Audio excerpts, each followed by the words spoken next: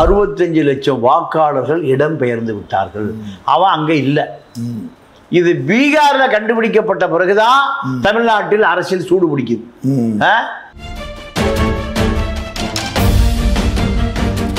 நாங்க திமுக எந்த காலத்திலையும் வடக்கன்ஸ் திமுக போடவே மாட்டோம்.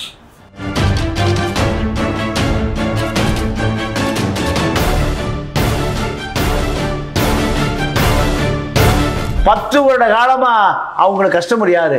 இந்தி குடும்பம் தான். कितना रुपया? 10 रुपया. यार 20 रुपया, 100 रुपया.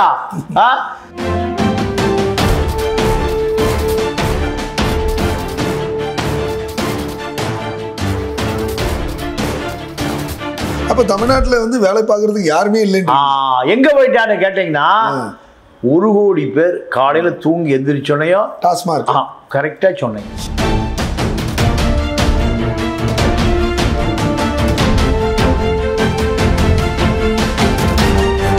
தமிழரோட நிலம் கொடுத்தான், தன்னுடைய வயலை கொடுத்தான், வாழ்க்கை எல்லாம் கொடுத்தான்.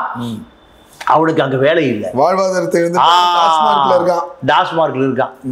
அப்போ இதை எந்த அரசியல் கட்சிகளும் இதை பத்தி எல்லாம் பார்க்கறதே இல்லை. என்ன காரணம்னா யாரோட கூட்டணி சேர்ந்தால் யார் ஜெயிக்க வைப்பான் அதுதான்.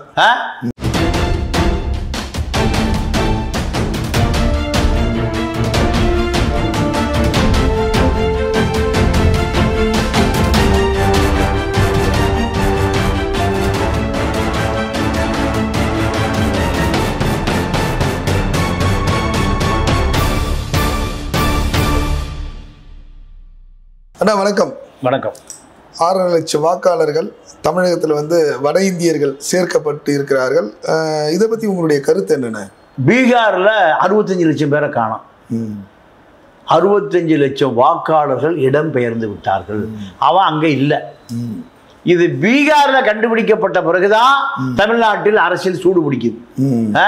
முட்டாள்கள் தமிழ்நாட்டு அரசியல்வாதிகள் அடி முட்டாள்கள். ஏங்க கோட்டை விட்டாங்க, 2 கட்சியுமே கோட்டை விட்டாங்க. அவர்களுக்கு தேவையே இல்லை. அவர்களுக்கு தமிழர்களை விலைக்கு வாங்கிடலாம், தமிழர்களை பர்ச்சேஸ் பண்ணிடலாம். ஓட்டுக்கு 2000 ரூபாய், 2 லட்சம் ஓட்டுக்கு 40 கோடி ரூபாய் இப்ப கவர்ல போட்டு வச்சாச்சு திமுக. அண்ணா திமுக இப்ப கவர் வாங்கிட்டு இருக்காங்க. இதுதான் இங்க அரசியல். இங்க வட இந்திய தொழிலாளி வந்தா என்ன, அந்தமான் தொழிலாளி வந்தா என்ன, ஒரிசாக்காரன் வந்தா என்ன, யார் வந்தாலும் கவலை இல்லை. இன்னொரு விஷயம் என்னன்னா, ஒசூர்ல தமிழ்நாட்டுல வட இந்திய பார்டர் ஒசூர் இருக்கிற தொழிற்சாலைகள் பூரா வட இந்திய தொழிலாளி. ஒசூர் அடுத்து பாத்தீங்கன்னா திருப்பூரே வந்து மாறிடுச்சு. திருப்பூரை விடுங்க, ஒன்னா வருவோம். சென்னையில நீங்க இந்த பூந்தமல்லியிலிருந்து வேலூர் வரைக்கும் 500 சிறு குறு தொழிற்சாலைகள். இதுல 3 லட்சம் தொழிலாளிகள் வட இந்திய தொழிலாளி வேலை பார்க்கறான். அதாவது லீகல் இல்லாம ஒரு 3 லட்சம் பேர் இருக்கான். அப்போ அரசனுடைய குறிப்புகள்ல 6 லட்சம் தொழிலாளி இங்க வேலை பார்க்கறான். அத்தனை பேர் என்ன வாங்கிட்டான்? Aadhaar card, ID card, ration card எல்லாம் வாங்கிட்டான். சென்னையே ஒட்டி இருக்கிறது 6 லட்சம் பேர் இருக்கான். அது அப்படியே நீங்க அடுத்து போங்க, நீங்க சேலம். ஏன்னா சென்னையிலிருந்து சேலம் போனாதான் தொழிற்சாலை இருக்கு. எது? வெள்ளிப்பட்டறை தொழிற்சாலை, கொலுசு தொழிற்சாலை. இங்க வட இந்திய தொழிலாளிகளை நம்பிதான் தொழிலே நடக்குது. சேலத்திலிருந்து ஒரு 60 கிலோமீட்டர் ஈரோடு டெக்ஸ்டைல் பூரா எல்லாம் வட இந்திய தொழிலாளிகள் தான். அதுக்கு அந்த பக்கம் போனீங்கன்னா திருப்பூர், ஈரோட தாண்டி பெருந்துறை, சிப்காட், அத்தனை தொழிலாளியும் வட இந்திய தொழிலாளி தான். திருப்பூர்ல வட இந்திய தொழிலாளிகளே திருப்பூரை மூடிட்டே போயிடலாம். நீங்க திருப்பூர் நானும் திருப்பூர் தான் எனக்கு சொந்த ஊர், பிறந்து வளர்ந்த அடையாளம் எல்லாம். காய்கறி மார்க்கெட் ஞாயிற்றுக்கிழமை மணிக்கு அனுப்பு வளையத்தில் கூடும். ஏறக்குறைய ஒரு 30,000-40,000 மக்கள் அந்த பகுதியில் குடியிருக்காங்க. அவங்களுக்கான சந்தை அதுதான். 65 வயது மூதாட்டி மிக சரளமா இந்தி பேசுறாங்க. அந்த பொருளுடைய விலைகளை இந்தியில. ஏன்னா 10 வருட காலமா அவங்களுக்கு கஸ்டமர் யாரு? இந்தி குடும்பம் தான்.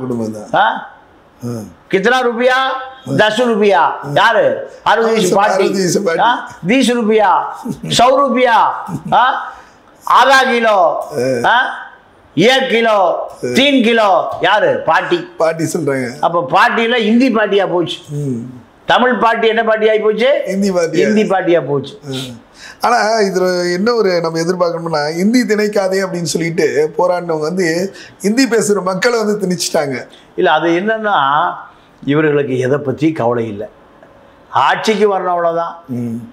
யார் எக்கேடு கெட்டு போனாலும் அதை பத்தி எந்த கவலையும் இல்லை. கோயம்புத்தூர்ல நீங்க டெக்ஸ்டைல் மில்லு, பஞ்சிலிருந்து நூல் எடுப்பதுக்கு பேர் தான் ஸ்பின்னிங் மில். ஒவ்வொரு ஸ்பின்னிங் மில்லையும் 1 லட்சம் ஸ்பிண்டில் இருக்கும். இதுதான் நீங்க கோயம்புத்தூர் வந்து சவுத் இந்தியாவினுடைய மான்செஸ்டர். இந்த மான்செஸ்டர்ல கம்யூனிஸ்டுகளுடைய ஆதிக்கத்தில் இருந்து ஒரு 30-40 வருஷத்துக்கு முந்தையெல்லாம் சிபிஐ சிபிஎம் தான் ஆதிக்கம். தொழிற்சங்க தலைவர்கள் பூரா அங்கே அடுத்து திமுக வந்தது, அண்ணா திமுக வந்தது. இப்போ முழுக்க முழுக்க கம்யூனிஸ்ட் காலாவதியாகி அங்கே பூரா வட இந்திய தொழிலாளி வந்துட்டான். அவர்களை நம்பித்தான் அந்த தொழிலே நடக்குது. 8 மணி நேரம் கூலிக்கு 12 மணி நேரம் வேலை செய்யலாம். அப்ப தமிழ்நாட்டில் வந்து வேலை பார்க்கறதுக்கு யாருமே இல்லை.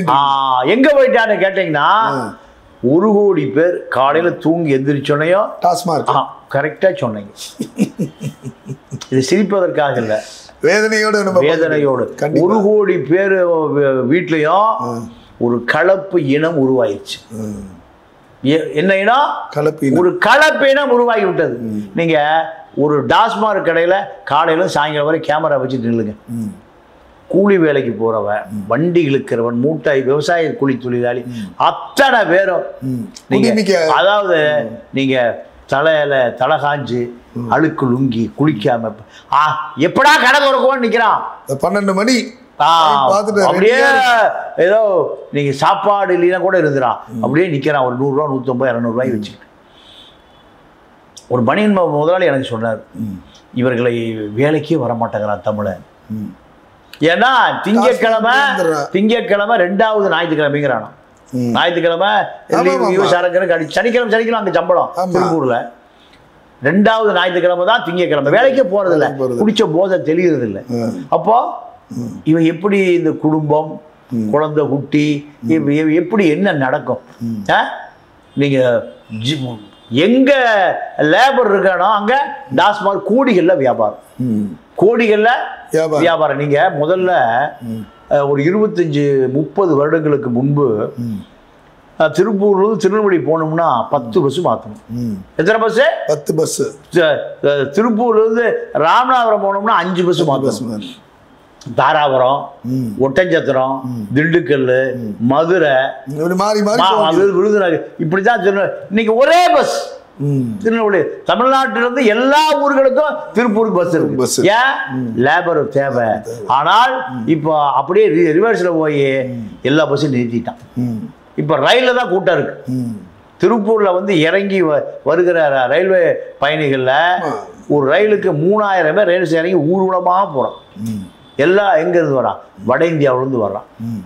சரி, இவ்வளோ இது வந்து தடுக்கிறதுக்கான எதுவும் இந்த அரசாங்கம் எதுவுமே எடுக்கலையா? அரசாங்கம் ஏன்னா இங்க இருக்கக்கூடிய தமிழ்நாட்டில் இருக்கக்கூடிய மக்களுக்கே வந்து வசதி வாய்ப்புகள் இல்லை, அது இதுன்னு சொல்லிட்டு இருக்கும்போது வட இந்தியன் வருகையினால் வந்து நிறைய ஆக்கிரமிப்பு, நிறைய வேலை வாய்ப்புகள் பறிப்பு, எல்லாத்துலேயுமே சரி. இப்போ ரேஷன் கடையிலேருந்து சரி எல்லாமே அவங்க தான் இது பண்ணுறாங்க.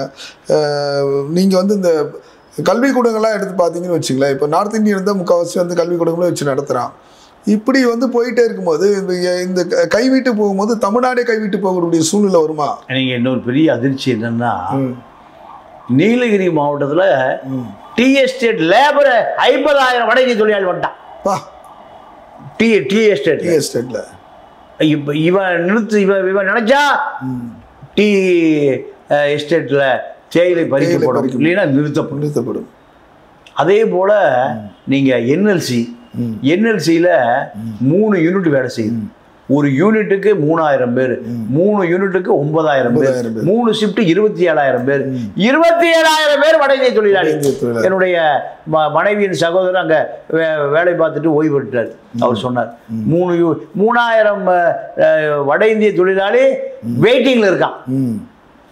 வன்னியர், அவருக்கு வன்னியரை விட்டுருங்க, தமிழர் நிலம் கொடுத்தான், தன்னுடைய வயலை கொடுத்தான், வாழ்க்கை எல்லாம் கொடுத்தான்.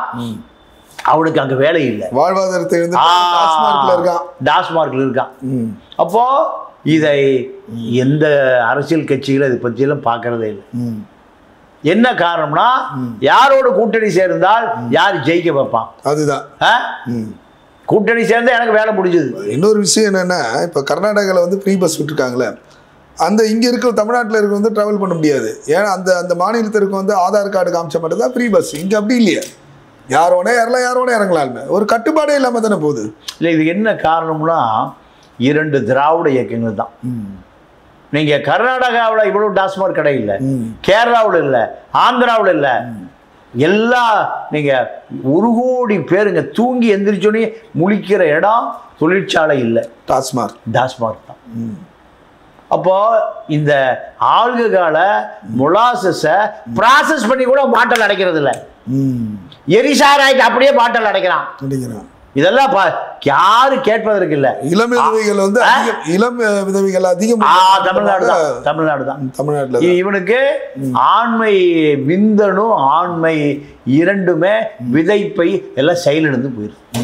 இதெல்லாம் பெரிய செய்தி, இதெல்லாம் யாரும் பார்க்கறது. ஏன்னா இதை போட்டா 50,000 கோடி சாராய வியாபாரம்.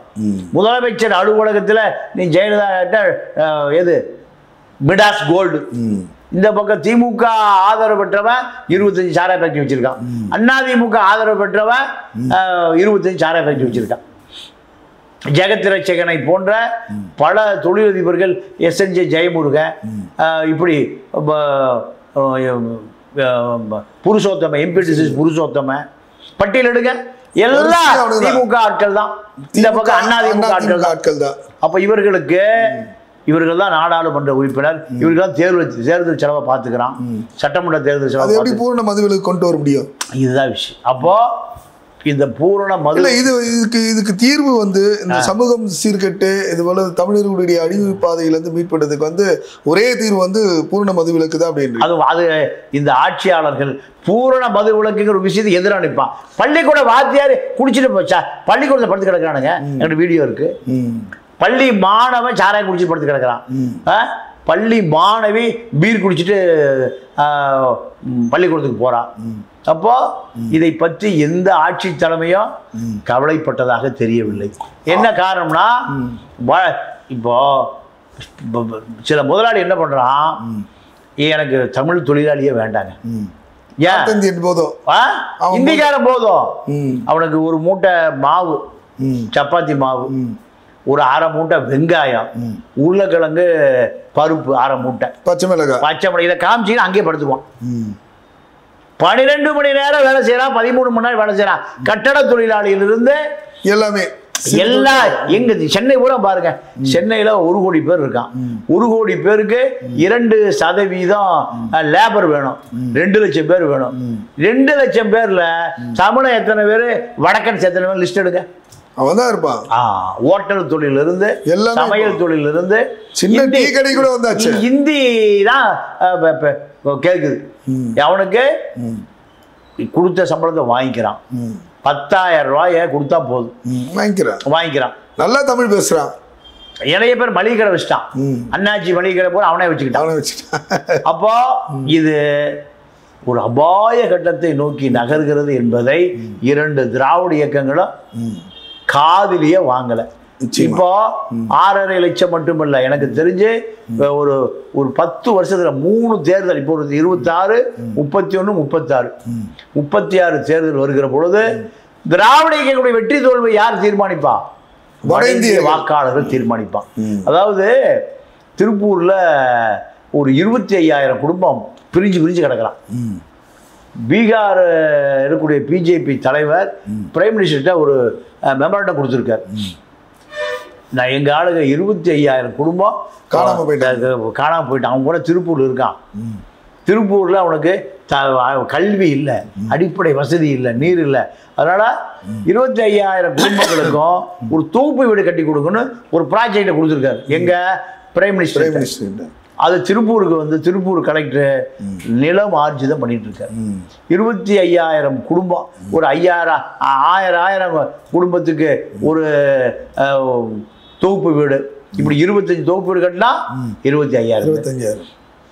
25,000 பேரு, ஒரு குடும்பத்துக்கு 5 பேர், எவ்வளவு ஆச்சு? 1.25 லட்சம் பேர் ஆயிட்டான். 1.25 லட்சம் பேர் ஓட்டு போட்டா குசேல் சந்த் ஜெயின் எம்எல்ஏ ஆயிடுவார். திருப்பூர் வடக்கு தொகுதி எம்எல்ஏ குரானா மக்வானா ஒருத்தர் வந்து எங்க சட்டசபையில் உட்கார்ந்து இருப்பார். ஏன் தமிழ் மாலும் ஹிந்தி தான் நான் பேசுவேன், ஏன் தாய்மொழி ஹிந்தி தான் பேசக்கூடாது சொல்ல முடியுமா? எப்படி சொல்ல முடியும்? தெலுங்கு பேசுற எம்எல்ஏக்கள் இருந்தாங்க, கன்னடம் பேசுற எம்எல்ஏக்கள் இருந்தாங்க. ஒசூர் எம்எல்ஏலாம் கன்னடத்துல தான் சட்டமன்றத்துல பேசுறாங்க அவங்க. அப்போ இந்தியும் எங்க வந்துடும்? எந்த மாநிலம் இந்தி எதிர்த்ததோ இதே மாநிலத்துல எனக்கு தெரிந்து எப்படி வரப்போறான் இந்தி பேசுபவர்களாக. இந்தி யாரை பார்த்துட்டு? அண்ணா பார்த்து சொல்லுவான், அண்ணா துரைஜி இந்தி வேண்டான்னு சொன்னி நம்மளுக்கு தமிழ்நாட்டில் நம்ம எம்பி எம்எல்ஏ ஆயிட்டான் நமஸ்தேஜி அப்படின்வான். அண்ணா பார்த்துட்டு என்னடா இப்படி ஆகி போச்சாங்க. ஆக மொத்தம் இது சிறிது சிறிதாக தமிழ்நாடு அரசியலில் ஒரு வாக்காளர்களாக பாஜக தான் அவன் ஓட்டு போடுவான், இல்லைன்னா தேசிய கட்சிக்கு தான் ஓட்டு போடுவான். இப்போ அங்கே தேஜஸ்வி யாதவ் சொல்றாரு, தயவுசெய்து எங்களை பிஜேபி ஆளு முத்திரை குத்திடாதீங்க, நாங்கள் பிஜேபி அல்ல திமுக தான் ஓட்டு போடுவோம். ஏன்னா இந்தியா கூட்டணியில் தேஜஸ்வி யாதவ் இருக்காரு, அதனால நாங்கள் திமுக எந்த காலத்திலையும் வடக்கன்ஸு திமுக போடவே மாட்டோம்.